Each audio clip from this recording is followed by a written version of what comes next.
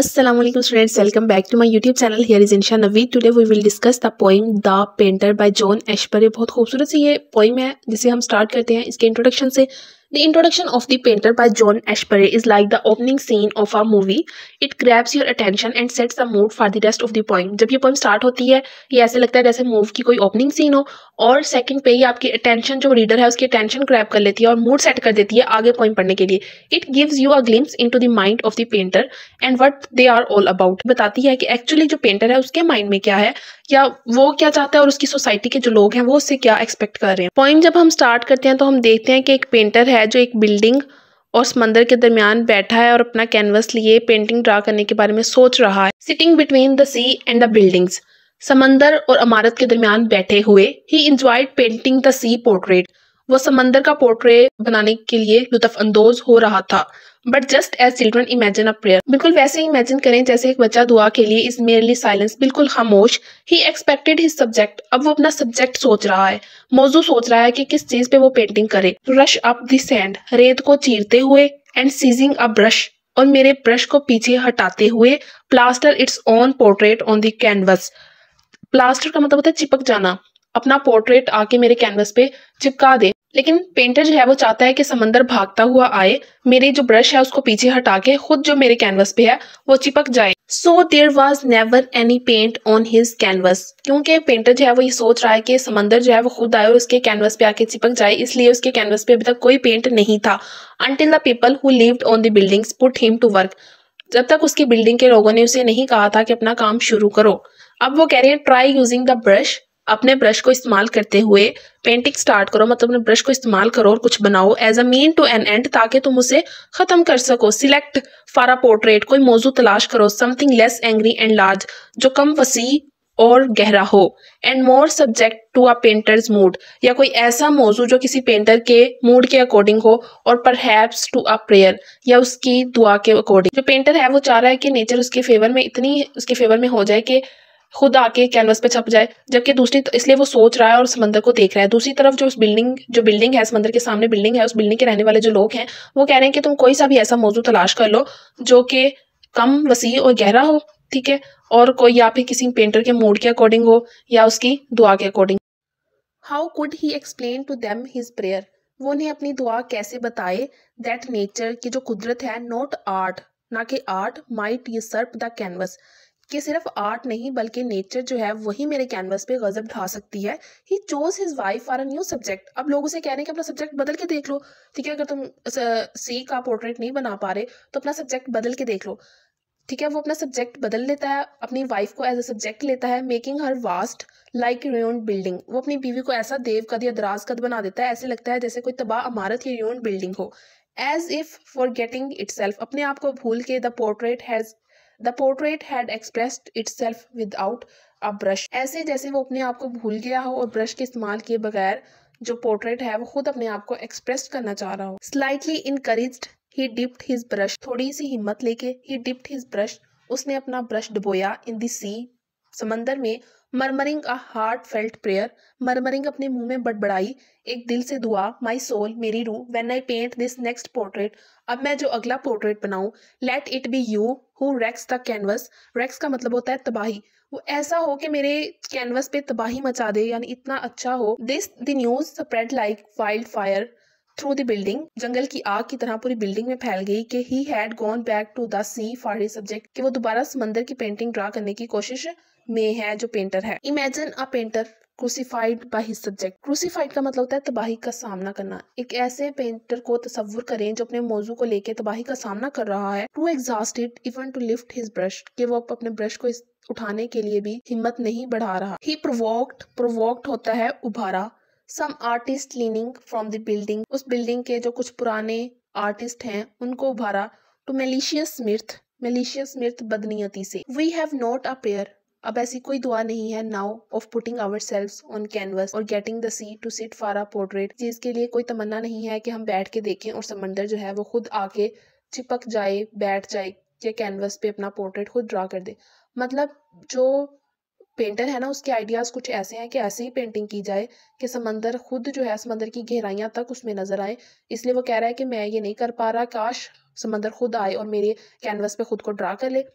अब जब वो बार बार फेलियर का सामना कर रहा है, उसकी बिल्डिंग के लोग जो है वो उसे नापसंद करने लगे हैं कि अगर इसे पेंटिंग नहीं बन रही तो ये कोई और सब्जेक्ट मैटर चूज कर ले। लेकिन अब वो फिर जब ब्रश चूज उठाता है, पहले ये दुआ थी कि समंदर खुद आके उसके कैनवस पे चिपक जाए, लेकिन अब वो कह रहा है कि ऐसी कोई दुआ उसके दिल में नहीं है। Others declared it a self portrait, बाकी सब इसे अपनी तस्वीर बयान करते हैं। Finally all indications of a subject began to fade, उसके सब्जेक्ट को लेके उसके तमाम ख्यालात जो थे वो अब मध्यम पड़ रहे हैं। Living the canvas perfectly white, कि अभी तक जो कैनवस है वो बिल्कुल सफ़ेद है, उस पर कोई रंग नहीं है। ही पुट डाउन द ब्रश, उसने ब्रश रखा। एट वंस अ हाउल, और वो एक दफ़ा ज़ोर से चीखा। That was also a prayer, ये भी एक दुआ थी।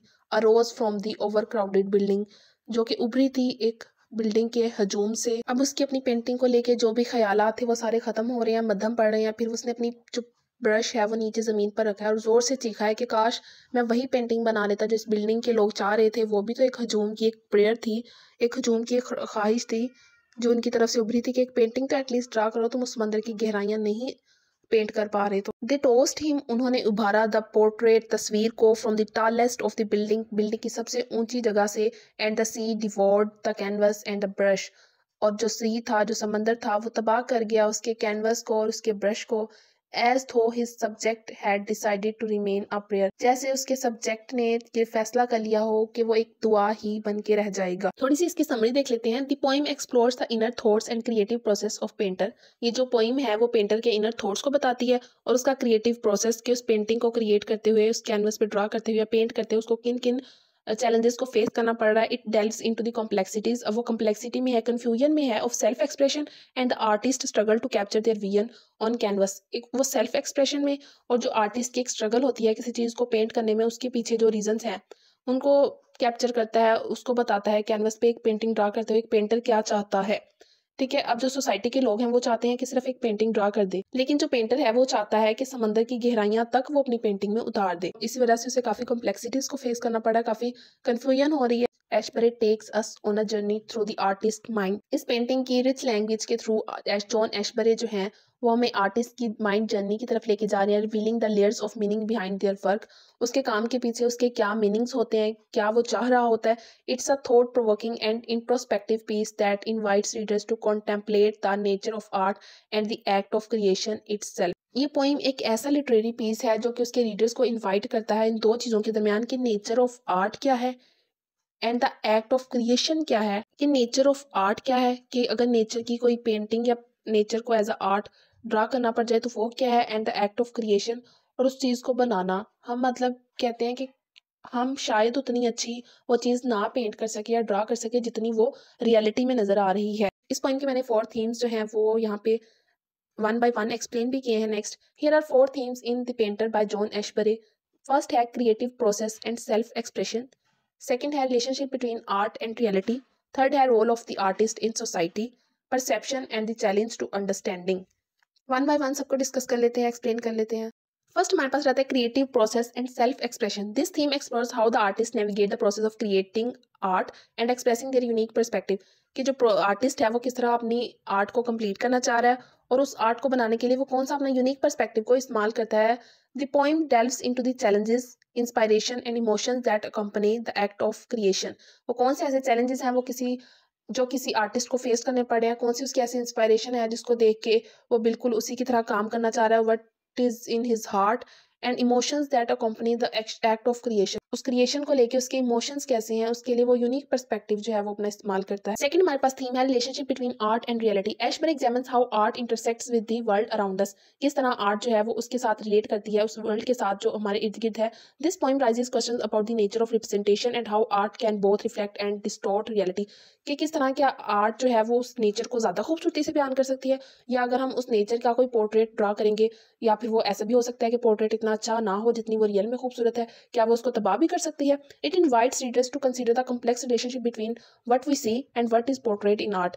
ये इन्वाइट करती है अपने रीडर्स को इस कॉम्प्लेक्सिटीज में देखने के, क्या वट वी सी कि जो हम देखते हैं वो ज़्यादा खूबसूरत है, या what is portrait in art, या जो आर्ट में चीज़ पोर्ट्रे कर दी गई है, इसकी तस्वीर बना दी गई है, वो ज़्यादा खूबसूरत। Role of artist in society, artist का क्या रोल होता है सोसाइटी में। This themes explore the significance of the artist in society. The poem reflects on the artist ability to shape culture, challenges, norms and offer new perspective. जो painter होता है या जो आर्टिस्ट होता है उसको ये भी देखना पड़ता है कि वो किस सोसाइटी में रहता है, उसने किस तरह की चीज जो है वो ड्रा करनी है, पोर्ट्रेट बनाना है उसका। It delves into the artist role as a commentator, observer and catalyst for change. कि आर्टिस्ट का रोल जो है वो अगर उसने किसी सोसाइटी में रह के कोई काम करना है तो उसका रोल एज अ कमेंटेटर भी होता है, ऑब्जर्वर भी होता है and a catalyst for change. The fourth and last theme है perception and the challenge to understanding.